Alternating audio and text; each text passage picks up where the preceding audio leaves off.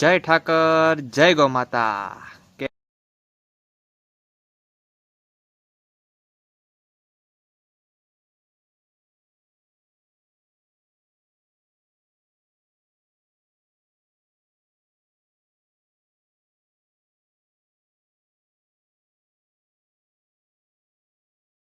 બધા મજામાં હશો, આપણે પણ એકદમ મોજમાં છીએ ભાઈ. અત્યારનો વ્લોગ શરૂ થાય છે બપોરના 3 વાગે.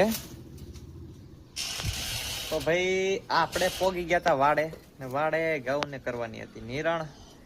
બપોરનો ટાઈમ થઈ ગયો તો 3 વાગ્યાનો, તો હવે કરી દઈ ઘઉં ને નિરણ. ઘઉં વાટ જોઈને ઉઠ્યું છે. આ તો અહીંયા આપણે હારો હાર સડી ગઈ. તો હાલો કરી દઈ નિરણ અને પછી એક બહુ સારું કામ કરવાનું છે. આપણે પોગી ગયા હતા રેતી સાળવાનો સાણો લેવા હાટું બાવા કાકાની ઘરે. તો આ એના નવા મકાન બને છે.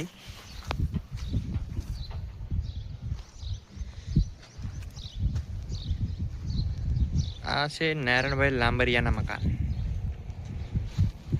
આ બે હાવજો આવે છે સામાન લઈને. આપણે હવે આને લઈને જવાનું છે વાડે. વાડે લઈને રેતી સાળવાનું કામકાજ શરૂ કરવાનું છે. તો રેતી સાળવા માટે આને પોગાડી દઈએ વાડે. ને આપણા સબસ્ક્રાઈબર પોગી ગયા હતા આપણને મળવા માટે. આ આપણા બીજા સબસ્ક્રાઈબર માથે મોટર લઈને આવતા હે બાવલિયા. તો હવે એને એના લોકેશન ઉપર ગોઠવી દીધો અને આપણે રેતી પેઢીથી બહાર. તો આને લઈ અને સાળવાની છે. કેના માટે સાળવાની છે એ તમને હું કાલે કહીશ. એટલે તો આજે આપણે એને નાખીએ, સાળી નાખીએ. તો હાલો આપણે આપણા હાથમાં લઈ લીધો શસ્ત્ર. और चल पड़े हैं हम रेती साड़ने के लिए.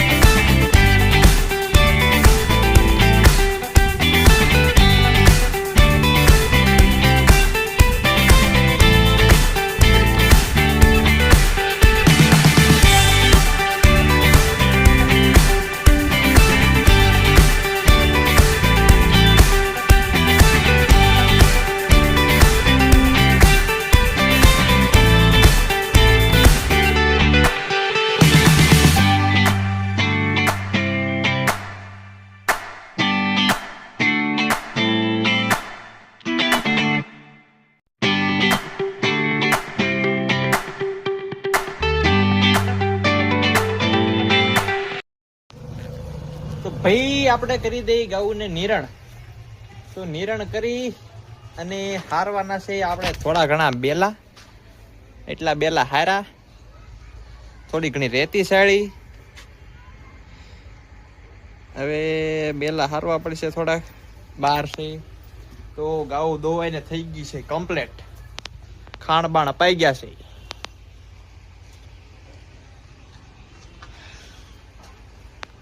તો હવે કરી દઈ નિરણ. તો ભાઈ ગાઈઝીસ આપણે હારવાના હતા બેલા ને રેતી. તો ભાઈ બેલા હાર નાખા, ઈટું હાર નાખી. અમે રેતી અંદર લઈ લીધી સાળી. બાકી રેતી હજી બહાર પડી છે, એ હવે કાલ લેવું. કેમ કે અત્યારે વાગી જશે 9:30. તો હવે આ એટલી રેતી પડી બહાર, એનો વારો છે કાલ. તો મળીએ કાલના નેક્સ્ટ વ્લોગમાં. ત્યાં સુધી બધાને જય ઠાકર.